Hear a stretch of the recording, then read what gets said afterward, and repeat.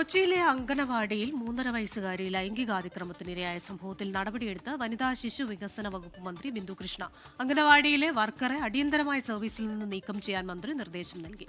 അങ്കണവാടിയിൽ പുറത്തുനിന്നുള്ള ആരെയും പ്രവേശിപ്പിക്കരുതെന്ന സർക്കാർ നിർദ്ദേശം പാലിക്കാത്തതിലാണ് നടപടി. വിശദമായ അന്വേഷണം നടത്തി റിപ്പോർട്ട് നൽകാൻ വനിതാ ശിശു വികസന വകുപ്പ് ഡയറക്ടർക്ക് മന്ത്രി നിർദ്ദേശം നൽകിയിട്ടുമുണ്ട്. ഷഫീദ് റാവുത്തർ തിരുവനന്തപുരത്ത് നിന്ന് ചേരുന്നു വിവരങ്ങളുമായി. ഷഫീദ്, ഇത് ഞെട്ടിയ ഒരു വാർത്തയാണ്. അതിലിപ്പോൾ ഒരു ഇടപെടൽ സർക്കാരിന്റെ ഭാഗത്തുണ്ടാകുന്നു എന്നുള്ളതാണ്. അതിന്റെ തുടർ നീക്കങ്ങൾ എങ്ങനെയാണ് എന്നെ സംബന്ധിച്ച് വിവരങ്ങളുണ്ടോ?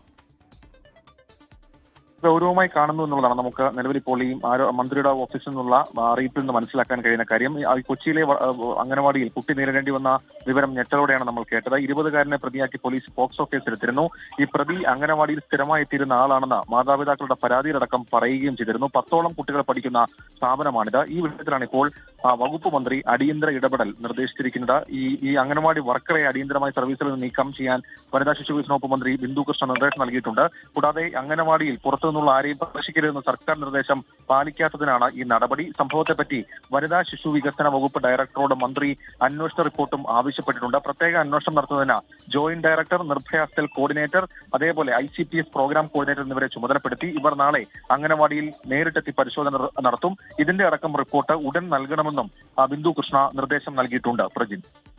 ശരി, ഷഫീദ് റാവുത്തറാണ് വിശദാംശങ്ങളുമായി തിരുവനന്തപുരത്ത് നിന്ന് ചേർന്നത്.